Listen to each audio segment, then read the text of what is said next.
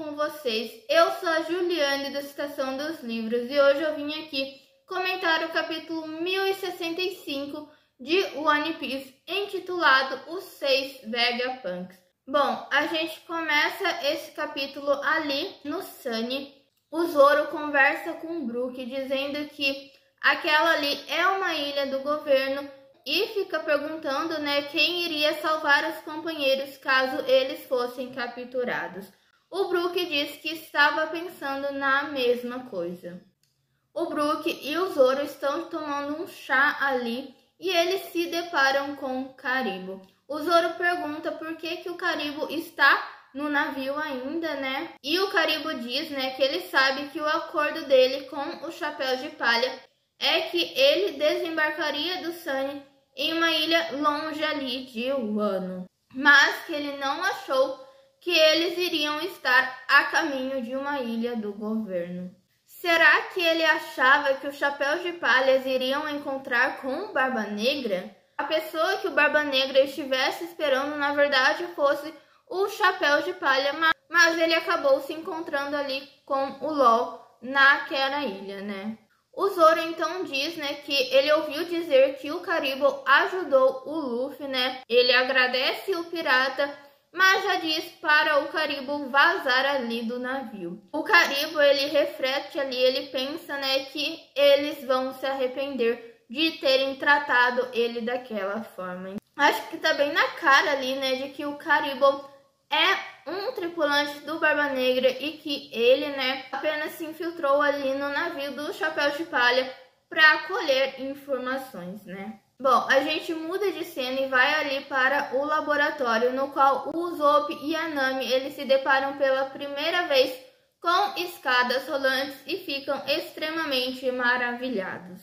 A Lilith então diz, que a fonte de energia daquela ilha é o fogo, pois afinal é possível converter o poder do fogo em qualquer tipo de energia. Será que o portador da Mera no Mi conseguiria converter o fogo, a habilidade dele em outro tipo de energia? O Frank então pergunta se isso não queima recursos naturais, E a Lilith responde, dizendo que foi feita uma pesquisa para saber o que poderia ser queimado para gerar energia.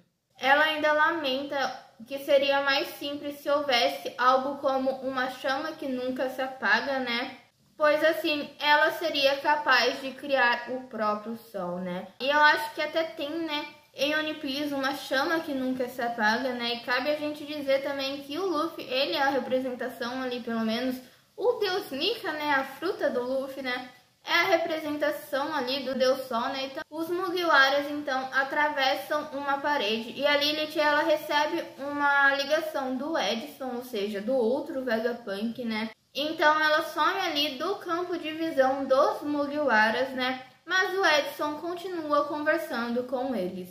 A Nami ali super na cobiça dela, querendo procurar um tesouro do futuro. E os Mugiwaras, eles param de andar, porque eles se deparam com um serafim idêntico ao Jinbe. Eles até mesmo ficam confusos, pensando que é o próprio Jinbe, E começam a criar hipóteses do que está acontecendo diante deles, A possibilidade 1, dita pelo Usopp, é de que aquele ali é um filho do Jinbe. A Nami supõe ali, de que o Jinbe tenha sido transformado em criança e basicamente ela não está errada, Porque no capítulo anterior a Bonnie transformou o nosso querido Tritão em uma criança, O Sanji então diz que aquele ali é outra pessoa, pois ele tem asa e um ar sinistro. E por último, o Frank diz que aquele ali é um pacifista e ele acertou tranquilamente. Então, o Jinbe pacifista ataca os Mugiwaras, E o Usopp, já desesperado ali, diz que eles caíram em uma armadilha, E que ele sabia que o governo mundial não os receberia com os braços abertos.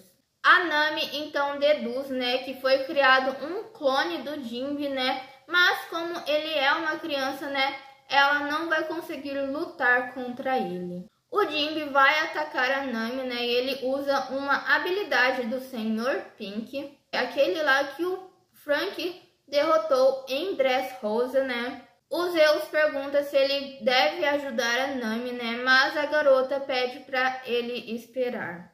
E o Jinbe pacifista ataca a Nami, né? E a gente meio que se pergunta por que ele foi direto na Nami, né?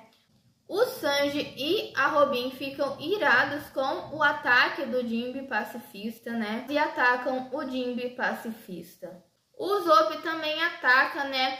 E ele percebe que o Jinbe pacifista também consegue usar o Karatê Tritão. Ele ainda diz que ele não consegue atacar o pacifista com tudo, mesmo sabendo que aquele ali não é o companheiro deles, né? O Serafim vai atacar o Zop, mas o Franky ajuda o companheiro, né? Ele vai atacar o Serafim, mas o Edson manda o Serafim desviar do ataque, né? Então a gente é apresentado a mais um dos Vegapunks, né? Que está ali em uma sala de controle e ele percebe que o Franky está usando raio laser, né? E pergunta quem ele é, né?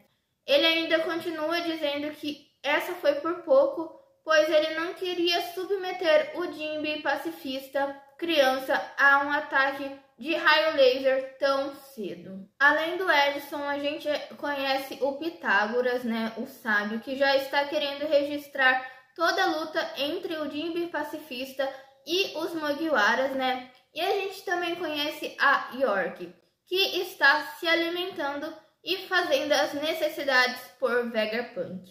O Pitágoras então refletem que o poder dos pacifistas está se desenvolvendo enquanto eles crescem, né? Ou seja, eles vão ser muito mais poderosos, eles já são fortes. Eles vão ser muito mais poderosos quando forem adultos, né? E ele ainda acrescenta, né, que o fator de linhagem realmente armazena algumas experiências pessoais.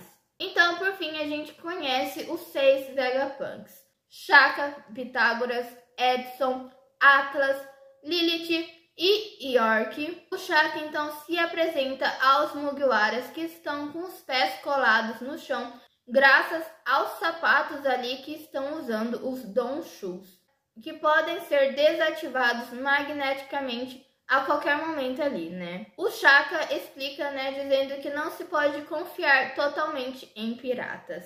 O Usopp pergunta se eles já não tinham conhecido 2 Vegapunks, né? O Shaka diz que sim, mas que ele é um Vegapunk também, né? E o Usopp, todo confuso ali, se pergunta se ele, o Usopp, também é um Vegapunk, porque é tanto Vegapunk que dá uns tilt ali na cabeça do Usopp.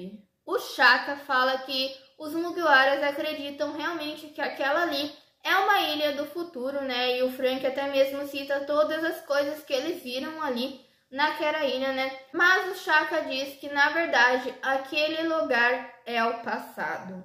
Ele ainda diz, né, que há muito tempo atrás existia um reino civilizado, bem avançado, não diferente de Igihide, que existiu há 900 anos atrás. Ao mesmo tempo que o Shaka diz isso, né, o Luffy e os outros chegam a uma sala com um robô gigante dentro. Aparentemente, aquele robô existiu há 900 anos atrás. Então, será que na verdade o Vegapunk está tentando reproduzir o que havia no século perdido e nesse reino antigo? Que será que o Vegapunk conhece sobre esse século perdido, sobre essa civilização antiga, sobre esse reino que há muito tempo existiu e que não se tem notícias e não se tem relatos da história sobre ele, né? Além dos poneglyphs, né?